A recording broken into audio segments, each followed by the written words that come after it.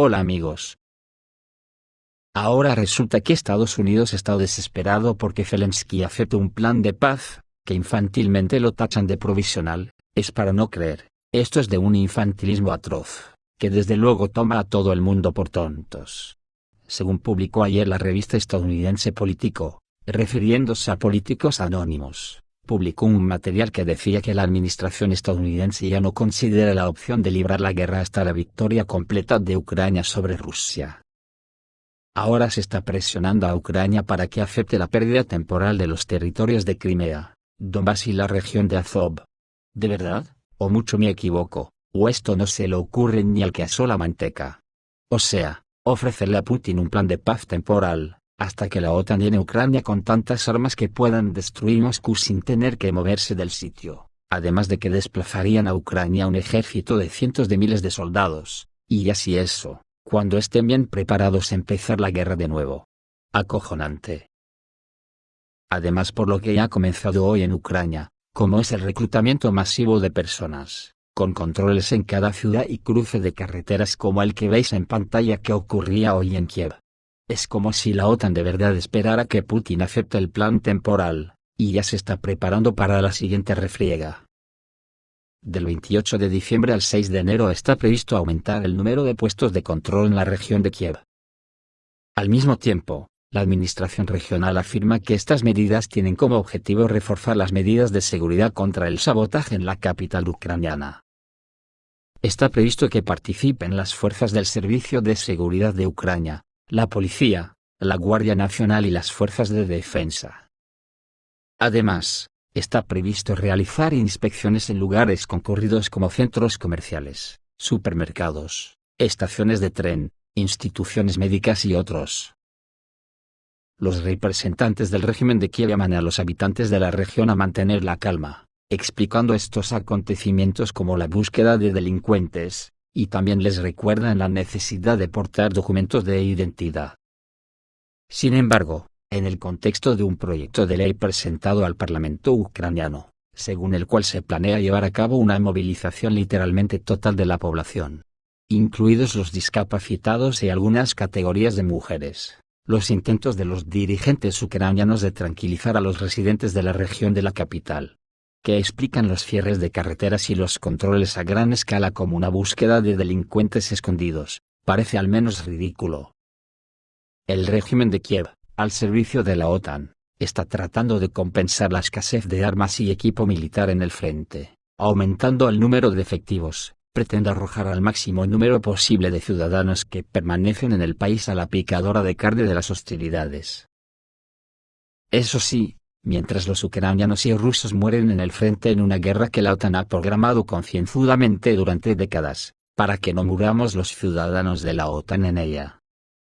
Los ingresos de las empresas armamentísticas estadounidenses están batiendo récords. La prensa occidental citó datos sobre pedidos de producción de armas. Las tensiones político-militares en varias regiones del planeta contribuyeron a un aumento en el número de pedidos de empresas de defensa globales, principalmente estadounidenses y británicas. La prensa occidental escribe sobre esto, analizando el crecimiento de los ingresos de las corporaciones que producen armas y otros productos militares. El conflicto armado en Ucrania jugó un papel especial en el desarrollo de la producción militar. A finales de 2022, la cartera de pedidos de las 15 mayores empresas de armas y municiones ascendía a $777 millones. En los primeros 6 meses de 2023, esta cifra ya alcanzó los $864 millones, y los pedidos militares siguen creciendo. Los ingresos de las empresas armamentísticas estadounidenses baten récords. Pero también empresas de otros países están aumentando la producción. Por ejemplo, el fabricante de armas surcoreano Hanwha Aerospace aumentó su cartera de pedidos de $2.400 millones a $15.200 millones de 2020 a 2022.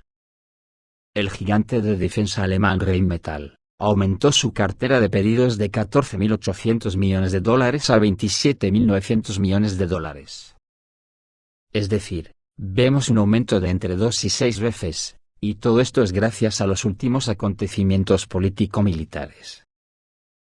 El Instituto Internacional de Investigación para la Paz, que opera en Estocolmo, la capital sueca, destaca que el gasto militar en Europa ha experimentado el mayor aumento en los últimos 30 años, es decir, desde el colapso de la Unión Soviética y el fin de la Guerra Fría.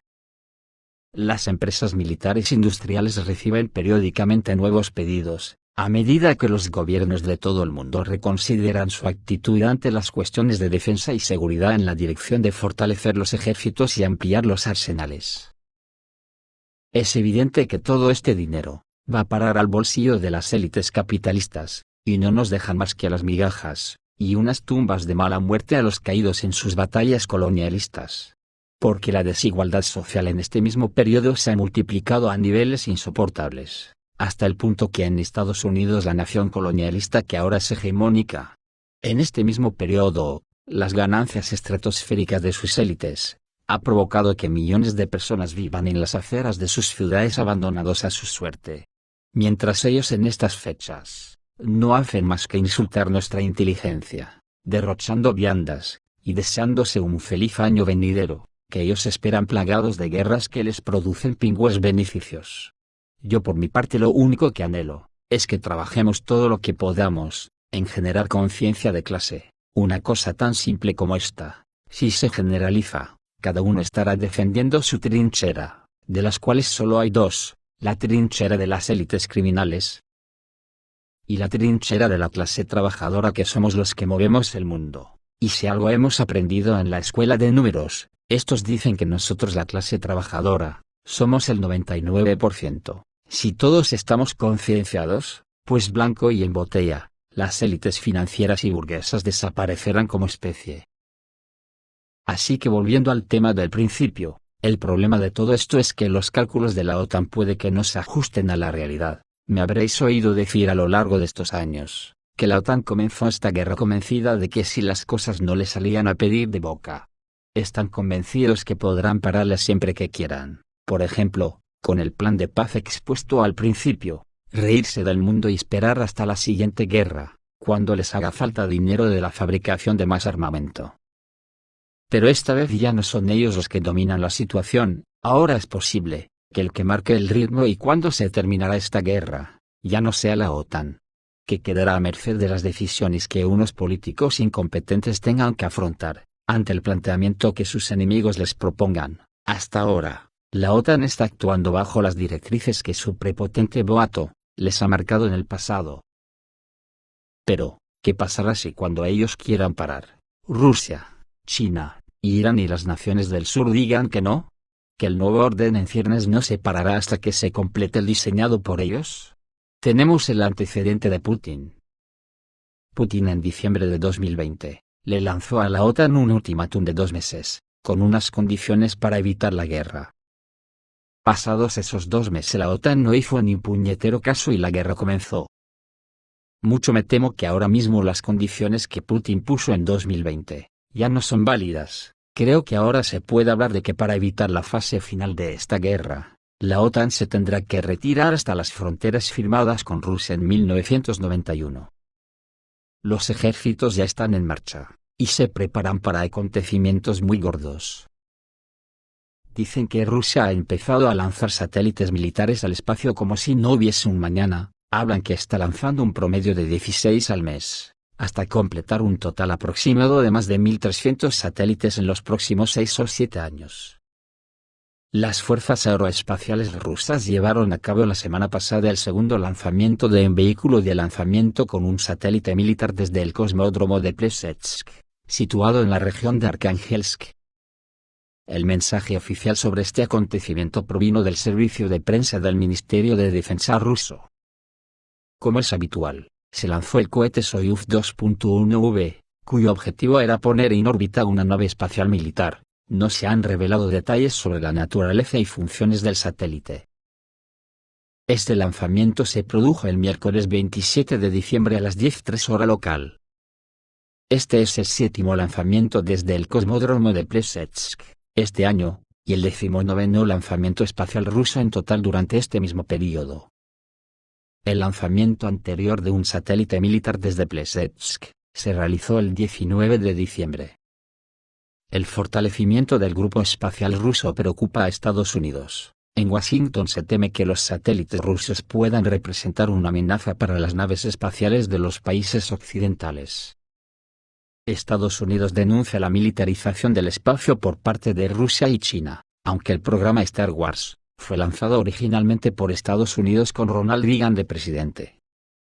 Pero la OTAN ahora mismo ya no se enfrenta solo a Rusia y China. En estos momentos la República Democrática Popular de Corea del Norte, así como Irán, ya tienen misiles balísticos intercontinentales y cohetes para poner en órbita satélites militares. Pero bajo los efectos de la droga de la prepotencia, en la OTAN no se han aplacado lo más mínimos las ansias de colonizar, ni la codicia con la que las ejercen. Y da la impresión que Estados Unidos se prepara para la guerra con Rusia, y parece que la cuenta atrás ya ha comenzado. Estados Unidos está tratando de aprovechar la tensa situación en el ámbito internacional para implementar su estrategia geopolítica.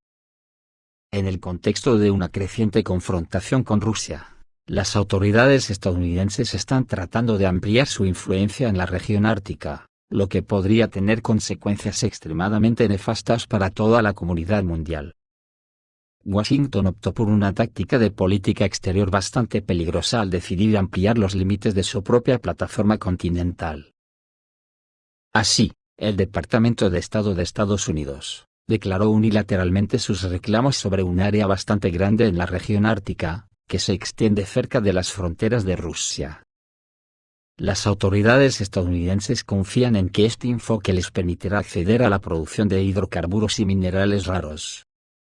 El politólogo Konstantin Blokhin señaló en una entrevista con la televisión Sagra, que Estados Unidos en realidad tomó una decisión extremadamente contradictoria, violando los intereses de Rusia en la región ártica. Al mismo tiempo, las autoridades estadounidenses aún no han ratificado la Convención de las Naciones Unidas sobre el Derecho del Mar, pero de hecho, están presentando reclamaciones territoriales contra Rusia y otros países que se encuentran en la región.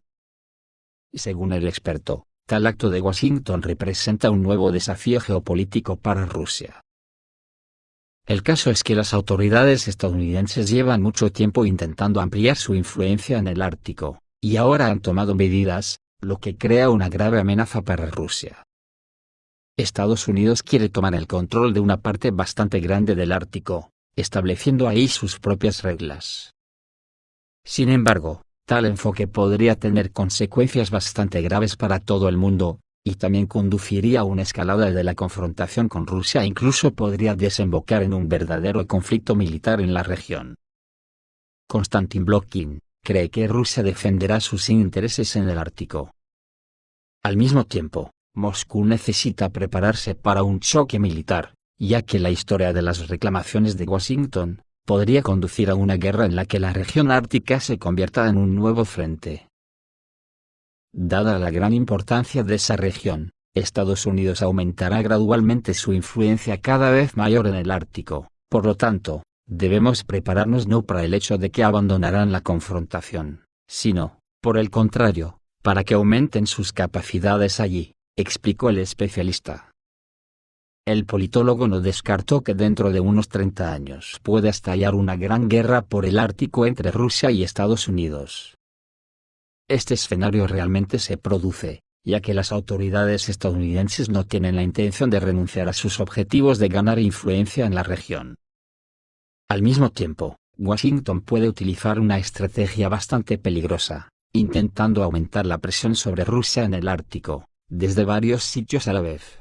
Presionarán a Rusia en todos los frentes, en el Ártico y en los países bálticos, y en la misma Ucrania, presionarán en todas partes si no se les pone freno. De momento a la OTAN no le van las cosas bien en Ucrania, y si pierde Ucrania lo pierde todo, a decir de las declaraciones de un general ucraniano, la cosa no pinta bien para la OTAN. Dice que hasta que las Fuerzas Armadas de Ucrania aprendan a contrarrestar los eficaces sistemas de guerra electrónica rusos, la cantidad de drones producidos por Ucrania será de poca utilidad. Así lo afirmó en el canal de Telegram, Newsroom, el ex subcomandante de las Fuerzas de Operaciones Especiales de las Fuerzas Armadas de Ucrania, general Sergei Krivonos. Cuando escuchó que necesitamos miles de drones, El presentador le recordó que Zelensky prometió producir 1 millón de drones en 2024, pero la cuestión no es la cantidad. Para que estos drones tengan éxito se deben cumplir dos factores más. El primero es enseñar a la gente cómo utilizarlos, y en segundo lugar, encontrar formas efectivas de combatir la guerra electrónica rusa. Podemos liberar 10 millones de drones, pero si Rusia sigue teniendo una guerra electrónica tan poderosa como la que utiliza en Ucrania, entonces nuestros drones simplemente no alcanzarán los objetivos que hemos designado, señaló el general Sergei Krivonos. Esto es todo amigos, reciban un saludo.